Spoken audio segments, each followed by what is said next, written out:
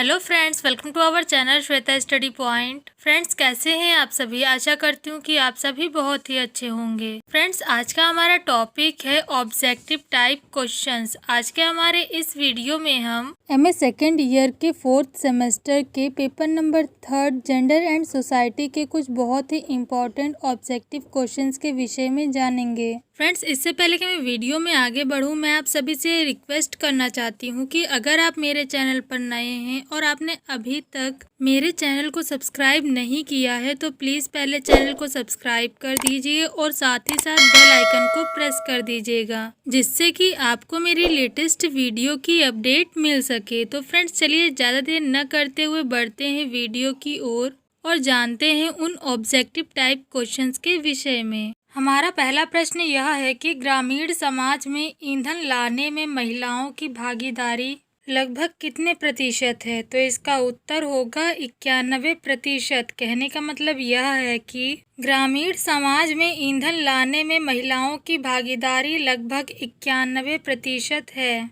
हमारा अगला प्रश्न यह है कि पशुओं के लिए चारा लाने तथा जल संचय में महिलाओं की भागीदारी क्रमशः कितने प्रतिशत है? तो इसका उत्तर होगा 98% तथा 83%। कहने का मतलब यह है कि पशुओं के लिए चारा लाने में 98% और जल संचय करने में महिलाओं की भागीदारी 83% है।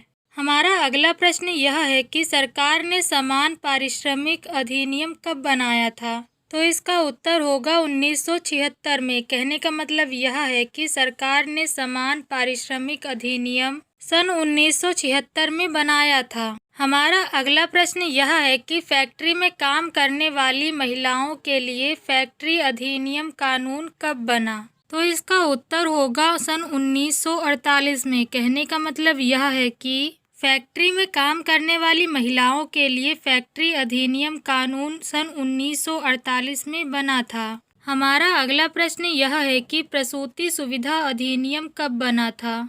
तो इसका उत्तर होगा 1961 में। कहने का मतलब यह है कि प्रसूति सुविधा अधिनियम सन 1961 में बना था। हमारा अगला प्रश्न यह है कि मातृत्व सुविधा 1987 का संशोधित कानून कब बना था? तो इसका उत्तर होगा सन 1961 में। कहने का मतलब यह है कि मातृत्व सुविधा 1987 का संशोधित कानून 1961 में बना था। हमारा अगला प्रश्न यह है कि समाज में किस तरह के पद व प्रतिष्ठा पाने के अवसर विद्यमान हैं? तो इसका उत्तर होगा स्वयं अर्जित प्रतिष्ठा पाने के साधन विद्यमान हैं। कहने का मतलब यह है कि समाज में स्वयं अर्जित प्रतिष्ठा पाने के अवसर विद्यमान हैं। हमारा अगला प्रश्न यह है कि महिलाओं के प्रति होने वाले अपराधों को कितने भागों में बांटा जा सकता है? तो इसका उत्तर होगा 3 भागों में। कहने का मतलब यह है कि महिलाओं के प्रति होने वाले अपराधों को 3 भागों में यानी कि आपराधिक हिंसा, घरेलू हिंसा और सामाजिक हिंसा में बांटा जा सकता है।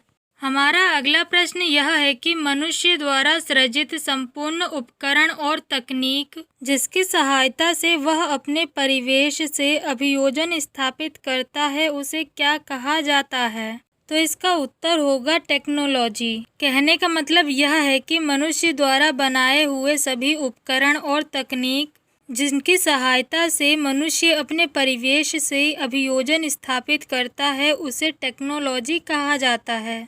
हमारा अगला प्रश्न यह है कि प्रौद्योगिकी को सामाजिक परिवर्तन का प्रत्यक्ष कारण मानने वाले विचारक कौन हैं? तो इसका उत्तर होगा वेबलिन। कहने का मतलब यह है कि प्रौद्योगिकी को सामाजिक परिवर्तन का प्रत्यक्ष कारण मानने वाले विचारक वेबलिन हैं। हमारा अगला प्रश्न यह है कि आधुनिक संचार तकनीकी का मूल आधार है कंप्यूटर, इंटरनेट के माध्यम से आज विश्व किस एक परिवार में सिमट गया है? तो इसका उत्तर होगा ग्लोबल विलेज में। हमारा अगला प्रश्न यह है कि सैटेलाइट ने पूरी दुनिया को किस में पिरो दिया है? तो इसका उत्तर होगा एक तार में। कहने का मतलब यह है कि सैटेलाइट ने पूरी दुनिया को एक तार में पिरो दिया है। हमारा अगला प्रश्न यह है कि उदारीकरण में क्या उत्पादन किया जाए, कितना उत्पादन किया जाए तथा किसके लिए उत्पादन किया जाए,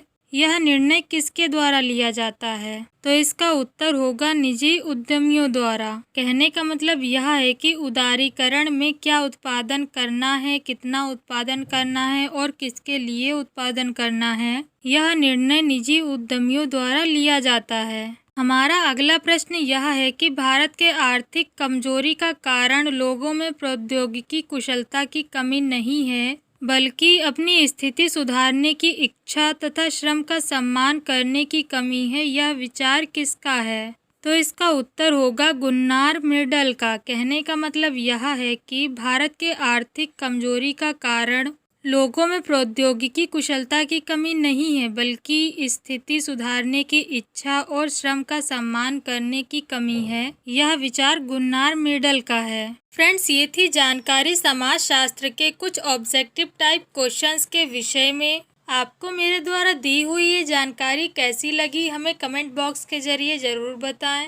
फ्रेंड्स, आशा करती हूँ कि आपको मेरा ये वीडियो पसंद आया होगा। अगर आपको मेरा ये वीडियो पसंद आया हो तो वीडियो को लाइक और शेयर ज़रूर करें। चैनल को सब्सक्राइब करना ना भूलें और साथ ही साथ बेल आइकन को ज़रूर दबाएं, जिससे कि आपको मेरी लेटेस्ट वीडियो की अपडेट मिल सके।